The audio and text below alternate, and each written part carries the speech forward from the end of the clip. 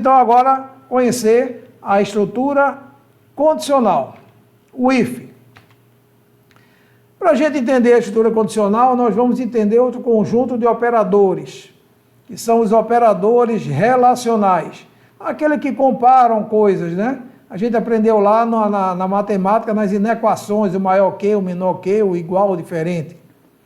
Na realidade, os operadores relacionais realizam comparações entre conteúdos, retornando como resultado verdadeiro, true ou false, né? Ou falso. Podem ser utilizados em comparações com o tipo de dado int, float ou text, tá bom? O maior que é o maior que a gente conhece lá da matemática, é igualzinho. O maior é igual, a gente não tem aquele símbolo que sobrepõe, né? O maior e o igualzinho aqui, a gente tem o maior e ao lado direito colado o igual, que é o maior é igual. O menor, menor é igual. O igual é o igual igual. Por que o igual é igual igual, Rogério? Porque o igual simples, ele lembra que é da atribuição? Na hora que eu atribuo 5 à variável k, por exemplo, eu boto k igual a 5. Então, se eu perguntar k igual a 5, eu estou comparando se k é igual realmente a 5. Não estou atribuindo valor algum. E o diferente é a exclamação igual. Então, aqui nós temos alguns exemplos de propriedades de comparação. 3 é maior ou igual que 5, falso, né? Maria é diferente de Carlos, verdade. Maria é maior do que Mário. Rogério, como é que ele faz essa comparação de nomes? Na realidade, a ciência da computação, ele faz uma classificação alfabética, coloca em ordem, né? Em ordem alfabética. E aí, quem vem antes é menor, quem vem depois é maior. Então, Maria, numa classificação alfabética, viria antes de Mário. Então, Maria, ela não é maior do que Mário, Maria é menor do que Mário. Tranquilo? Então, são esses operadores que nós estamos acostumados a utilizar. Mas, nas estruturas condicionais, nós temos os operadores relacionais e os operadores lógicos, né? Que eu posso, de repente, perguntar, como tem nesse exemplo aqui embaixo, 3 é maior ou igual que 5 e 9 é menor do que 5, isso aqui vai dar um verdadeiro ou falso, isso aqui vai dar um verdadeiro ou falso, e ele vai precisar resolver isso aqui, no final me dá um valor final, falso ou verdadeiro.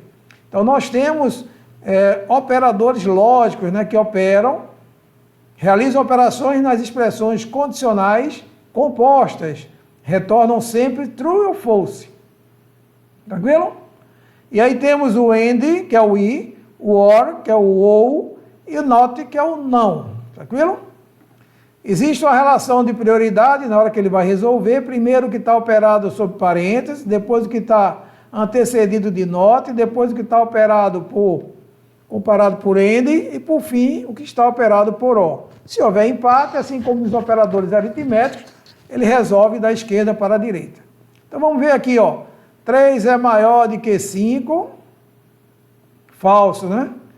9 é menor do que 5, falso. Falso e falso vai dar falso. Isso aqui embaixo, Rogério, como é que ele resolve, né? Como é que ele sabe no final se isso aqui é falso com verdadeiro, dependendo de cada um desses aqui, vai dar um valor diferente. E aí vem a grande sacada, que é um axioma da matemática, que são as tabelas verdades, né? As tabelas verdades que os programas de computadores utilizam para resolver essas expressões, tá? Então, temos aí 3 tabelas verdade, temos a tabela verdade I, a tabela verdade OU e a tabela verdade não. A tabela verdade I, ela só é verdade quando todas as suas operações são verdadeiras. Qualquer situação diferente, ela vai dar o retorno falso. Vamos ver um exemplo já que vai ficar mais claro para vocês. Entenda apenas isso. A tabela verdade I, ela só é verdade quando tudo é verdade. Quando o resultado da primeira expressão é verdadeira e o da segunda expressão, ela também é verdadeira. Ao contrário da tabela verdade OU, que ela só é falsa quando tudo é falso. Ou seja, qualquer situação, se eu tiver um verdadeiro ligado por OU, vai dar verdadeiro. Ou só vai ser falso se tudo for falso. E a tabela verdade não, ela nega, né? O não verdade é o falso, desculpe. O não falso é o verdade. Vamos ver alguns exemplos para não ficar com essa confusão na cabeça de vocês aí, tá bom? Vamos ver aqui. Aqui eu tenho 3 é maior do que... Desculpe, 5 é maior do que 3, verdade. E 3 é menor do que 6, verdade. Então, verdade e verdade vai dar verdade, ó. Verdade e verdade é verdade, ligado por I. Aqui, ó, 5 mais 4, 9 é maior do que 10, aqui vai dar falso, tá aqui. 5 mais 4 é 9, é igual a 3 mais 9, que é 3 mais 6, que é 9, verdade. Então, falso ou verdade, vai dar verdade, tá aqui, ó, falso ou verdade. Vai dar verdade. Rogério, eu vou precisar decorar isso. Não, você naturalmente você vai fixar isso na construção das suas expressões relacionais, tá bom? Mas é importante que você não releve, não ignore essa tabela verdade, que você pode ocasionar alguns erros graves no seu programa se você não tiver cuidado na hora que você montar as suas expressões relacionais. Outro caso aqui, ó, 5 é maior do que 3, verdade. 6 é maior do que 3, verdade. Verdade, verdade, verdade. Mais um exemplo. 5 é maior ou igual que 3, verdade. E 6 é maior do que 3, verdade. Só que aqui tem um não, né? Não verdade é falso.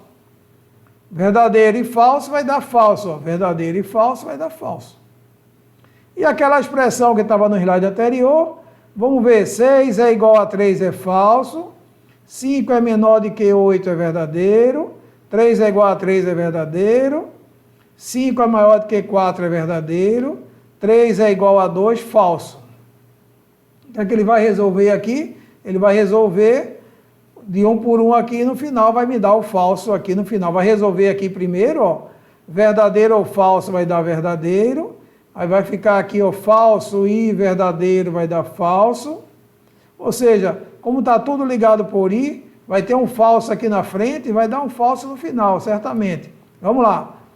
Verdadeiro ou falso vai dar verdadeiro aqui.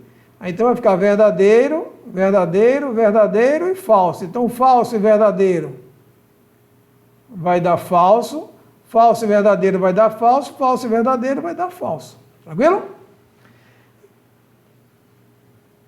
Pode inicialmente aparentar ser confuso, mas não é, tá? Tenham paciência que a gente vai exercitar bem essa parte de estruturas condicionais para você ficar bem craque e perder esse medo aí que você está com essa pulguinha atrás da orelha, tá bom? Vamos ver então a estrutura mais simples do if. O if, na realidade, é um desvio condicional. A estrutura mais simples é a estrutura if. Eu coloco um if, condição e um 2 pontos.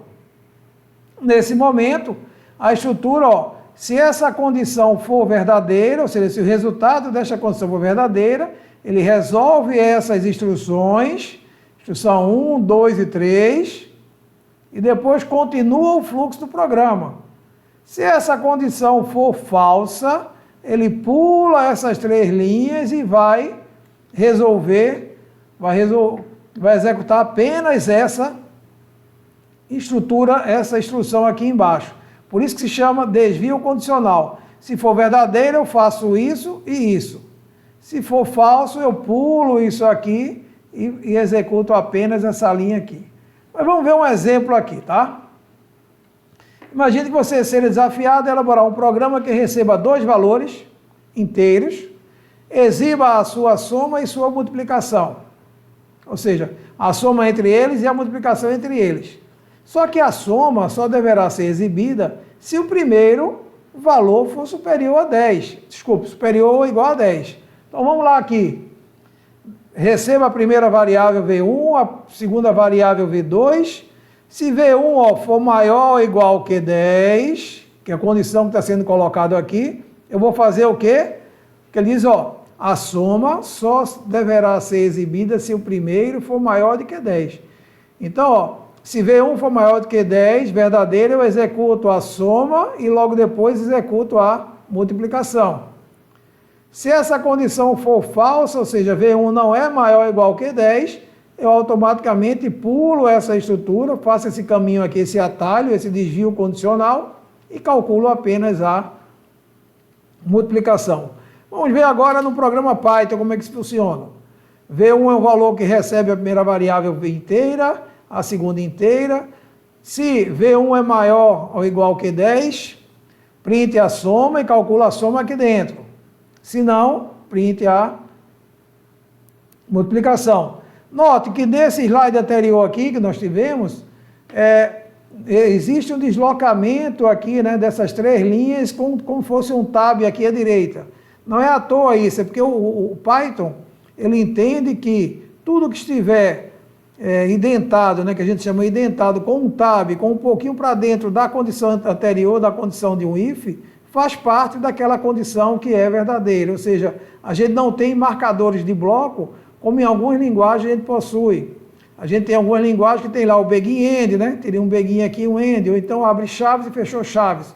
O Python ele não tem isso. O Python simplesmente dá um deslocamento, dá um tab, dá uma indentação interna, e aí ele entende que tudo que estiver identado naquele bloco identado será resolvido quando aquela condição for verdadeira. Tranquilo? Vamos ver então agora a segunda estrutura, que na verdade é a primeira ainda, só que agora é o se composto, né? O if composto, que é o if condição else, tá? Else significa se não. Então, ó, essa aqui é uma situação diferente daquela anterior que nós vimos. Se a condição for verdadeira, true, aqui eu faço isso, aqui, ó, e pulo, continuo o meu programa. Se essa condição for falsa, eu pulo essas três linhas verdadeiras, realizo essas três aqui, continuo. Note que há também um deslocamento, tanto na condição verdadeira quanto na condição falsa. Tranquilo? Vamos lá então. Faça um programa que receba dois valores inteiros, exiba a soma entre eles, se o primeiro for maior que o segundo. Caso contrário, exiba a multiplicação. Então, ó, recebido o primeiro valor, recebido o segundo valor. Se o primeiro valor é maior do que o segundo, o que é que eu faço? Eu venho, calculo a soma e saio. Se o primeiro não é maior do que o segundo, eu calculo apenas a multiplicação e saio. Então, ou eu venho por este caminho aqui, ou eu venho por esse caminho aqui. Vamos ver na implementação no Python. Recebo os dois valores.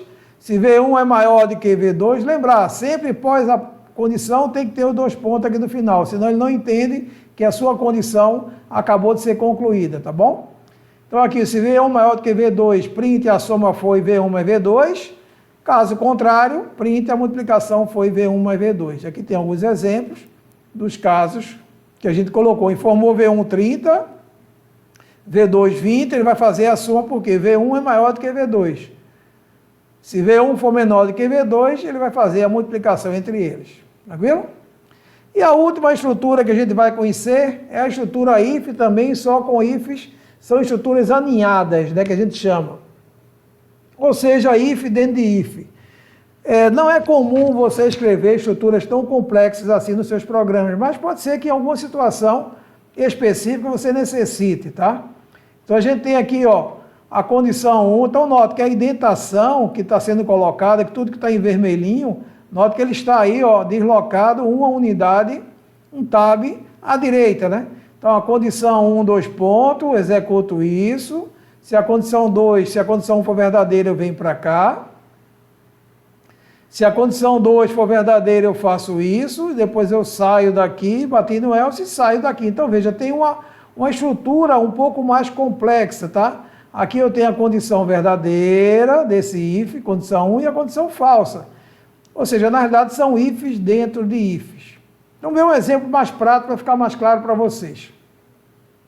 Imagine lá. A idade é maior do que 30. Tem um exemplo aqui, ó, a idade é maior do que 30. Se sexo for masculino, o salário, né? Menor ou igual que 30, veja, aqui tem uma expressão composta, se sexo igual a M.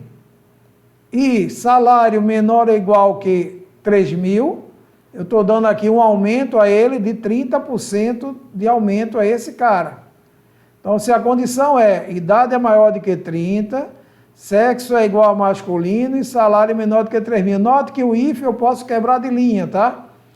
Que ele só vai entender que acabou a sua expressão relacional quando ele encontra os dois pontos aqui.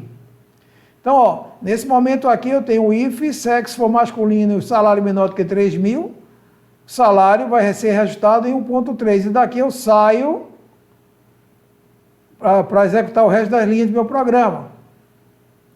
Se o sexo não atende a essa segunda condição, se essa condição aqui ela é falsa, ele vem para cá, ó. Pergunta: o sexo é igual a feminino? Se for, o salário vai ser igual a salário, vezes ele está reajustando aqui aos 50%. Então vamos ver aqui nessa parte gráfica, ver se melhora um pouquinho para vocês aí, se eu consigo aumentar um pouco aqui para a gente ver melhor essa parte aqui. Então, ó, aquele if lá, ele está traduzindo o seguinte: idade é maior do que 30, se for verdadeiro, sexo masculino e salário é menor do que 3 mil, se for verdadeiro, reajusta em 30%, se for falso, eu pergunto, é mulher, se for, reajusta em 50% e encerra. Se a idade não é maior do que 30, pergunta: o sexo é feminino, se é verdadeiro, reajusta em 40%, se é falso, reajusta em 20%. Veja, é uma estrutura bem mais complexa, né, que vocês estão vendo aí. Só que às vezes é necessário você escrever estruturas como essas, ou seja, ifs aninhados, tá bom? Não se preocupe, nós vamos ter exercícios que vamos aninhar vários ifs. Claro que a gente não deve chegar nesse ponto de ter uma estrutura tão complexa quanto essa, até porque o que nós orientamos é que você quebre esse if em várias estruturas. Então pronto, se existe a condição de if maior do que 30, idade maior do que 30, quebra uma estruturazinha. Se é maior do que 30, trata só aquela parte. Se não é maior do que 30, trata aquela segunda parte, para facilitar o seu entendimento, a construção do seu algoritmo e de quem vai manter o seu programa mais na frente. Tranquilo? Vamos ver um exemplo prático aqui, ó. Receba 2 valores inteiros, exiba a sua soma se o primeiro valor for maior que o segundo, e sua multiplicação se o segundo for maior do que o primeiro. Então, se o primeiro for maior do que o segundo, eu exibo a soma. Caso contrário, eu exibo a multiplicação, e se forem iguais, eu vou informar são iguais. Vamos ver aqui, ó, recebo V1 e V2, V1 é maior do que V2, calculo a soma e saio, né? Tem também o elif aqui, ó, que eu posso utilizar. Se essa condição não é verdadeira, eu testo eu posso ter vários elif dentro do meu programa, e no final, se não for nenhuma das condições intermediárias, eu saio pela condição última, que é a condição else, tá? Vamos lá, V1 é maior do que V2, faço a soma e saio. V1 não é maior do que V2, eu faço a multiplicação e saio. V1 é maior do que V2, falso. V2 é maior do que V1, falso. Obviamente, eles são iguais. Aqui tem a simulação de cada uma dessas estruturas aí, ó. V1 é menor do que V1, 30 e 40, né? Então, ó, V1 é maior do que V2, não. O que é que eu faço? Eu vou fazer a multiplicação, dá 1.200. Se eu inverto 40 e 30, V1 é maior do que V2, verdade. V1 mais V2, calculei a soma. E no final, se os dois são iguais, ele vai informar são iguais. Tranquilo? Não se preocupem, vamos ter vários, assim como nos comandos imperativos, vamos ter vários exercícios. Vamos ver o primeiro exercício resolvido agora para vocês aí. Imagine que eu tenha 3 valores inteiros e diga a você: olha, Rogério, eu queria que você fizesse um programa que recebesse 3 valores e me dissesse quem é o maior dos 3. Então, a gente vai utilizar algumas comparações para saber se você tem 3 números, como é que você sabe qual é o maior? Você vai olhar assim, comparar um com o outro e vai identificar quem é o maior, tá? Existem algumas técnicas, por exemplo, uma delas é essa que eu vou ensinar a vocês. Imagine que você tenha 3 bolas de sinuca numa caixa de sapato, fechadinha lá, 3 bolas de números diferentes. Então, o que é que você faz? Note aqui, ó. Primeira bola que eu puxei lá da caixa é a maior. Então, se eu puxei apenas uma bola, até agora ela é a maior, tá bom? Está na minha mão esquerda aqui. Puxo a segunda bola. Se a segunda bola ela é maior do que essa maior anterior, o que é que eu faço? Descarto essa e passo a ter a nova bola, a segunda bola como a maior. Faço o mesmo para a terceira bola. Então veja aqui no exemplo do Python, aqui do exemplo do programa em Python. Tenho 3 valores recebidos aqui, atribuo o primeiro para a variável maior. Se V2 é maior do que o maior, o que é que eu faço? Atribuo o V2 ao maior. Ou seja, como se eu jogasse a bola anterior fora da minha mão esquerda e pegasse a nova bola, que é a V2. Se V3 aqui é maior do que o maior, faço a mesma coisa. Rogério, com 3 bolas fica fácil. Se eu tiver 50 bolas, 60 bolas, 300 bolas, aí nós vamos ver nas estruturas repetitivas essa mesma técnica utilizada dentro de laço de repetição. Segura a ansiedade e vamos ver mais na frente. Agora, para você se desafiar e tentar resolver para a próxima aula, vou deixar 2 exercícios aí para vocês tentarem resolver, tá bom? O primeiro exercício, faça um programa que receba via teclado 3 valores inteiros e exiba-os na ordem crescente, do menor para o maior. Ou seja, independente da sequência que você receber o valor 1, 2, 3, ele vai sair sempre 1, 2, 3. Tente se desafiar, tente fazer, para que na próxima aula a gente consiga resolver esse problema, tá bom? E o segundo exercício é esse daí, tá? Para você resolver para a próxima aula. João é dono de um Pesque Pague em Pernambuco. Toda vez que ele recebe um cliente, quantidade de peixe, precisa pesar e verificar se está ok. Então, toda vez que o cliente pesca lá um peixe, ele precisa pesar e ver se está dentro dos padrões que o Pesque Pague adota. O regulamento de pesca define que, se for pescado uma quantidade de peixes com peso superior a 50, o cliente deve pagar uma multa de R$ 4,00 por quilo excedente. Ou seja, se eu peguei uma quantidade, se meu limite é 50, e eu peguei uma quantidade de 60 quilos de peixe, eu estou excedendo em 10.